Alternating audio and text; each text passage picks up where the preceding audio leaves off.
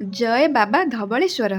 ସାଙ୍ଗମାନେ, ଆଜି ଆମେ ସକାଳୁ ବାହାରି ପଡ଼ିଲୁ ବାବାଙ୍କୁ ଦର୍ଶନ ପାଇଁ। ବହୁ ଦିନ ପରେ ଆଜି ଇଚ୍ଛା ପୂରଣ ହେଲା। 2 ବର୍ଷ ପୂର୍ବରୁ ଆମେ ବାହାରିଲୁଣି ଯିବୁ ଯିବୁ ହେଲେ ଯା ହିଁ ପାରୁନଥିଲୁ। ବାବାଙ୍କ ଡୋରି ଲାଗିନଥିଲା। ଆଉ ବାବାଙ୍କ ଡୋରି ନ ଟାଣିଲେ କିଏ କ'ଣ କୁଆଡ଼େ ଯାଇପାରିବ? ସବୁ ତ ତାଙ୍କରି ଦୟାରେ ହେଉଛି ନା। ଶେଷରେ ଆମେ ସକାଳୁ ଗାଧୋଇ ପାଧୋଇ ବାହାରି ପଡ଼ିଲୁ ବାବାଙ୍କ ଦର୍ଶନ ପାଇଁ। ସେଠି ଆଜି ଯେହେତୁ ସୋମବାର, ବହୁତ ଲୋକ ସେଠିକି ଯାଇଥିଲେ, ଗହଳି ହୋଇଥିଲା। ମୁଁ ପିଲାଦିନେ ଶୁଣିଥିଲି ବାବାଙ୍କ କଥା, ହେଲେ କେବେ ବି ଦେଖିନଥିଲି। ଆଜି ଶେଷରେ ବାବାଙ୍କ ଦର୍ଶନ କଲି। ଯାହା ହଉ ଜୀବନ ଧନ୍ୟ ହେଇଗଲା, ବାବାଙ୍କୁ ଦର୍ଶନ କରିଲି ମୁଁ ଆଜି। ବହୁତ ଭଲ ଭାବରେ ଦର୍ଶନ ହେଲା। ତାପରେ ଆମେ ଚାଲିଲୁ ଟିକେ ଝୁଲା ବ୍ରିଜ୍ ଆଡ଼େ। ସେଠି ଲୋକ ତ ଯିବା ଆସିବା କରୁନଥିଲେ ଝୁଲା ବ୍ରିଜ୍ରେ, ଖାଲି ଫଟୋ ଭିଡ଼ିଓ କରିବା ପାଇଁ ଯାଉଥିଲେ। ଆମେ ବି କିଛି ଫଟୋ ଭିଡ଼ିଓ କରିଦେଲୁ। ସେଠି 2ଟା ମାଙ୍କଡ଼ ଥିଲେ। ମାଙ୍କଡ଼କୁ ଦେଖିକି ବୁବୁ ପୁରା ଡରିକି କହୁଛି ଆମେ ଆଉ ଫଟୋ କି ଆଉ ଭିଡ଼ିଓ ଉଠାଇନି, ବାବା ଜଲ୍ଦି ଚାଲ ପଳେଇବା।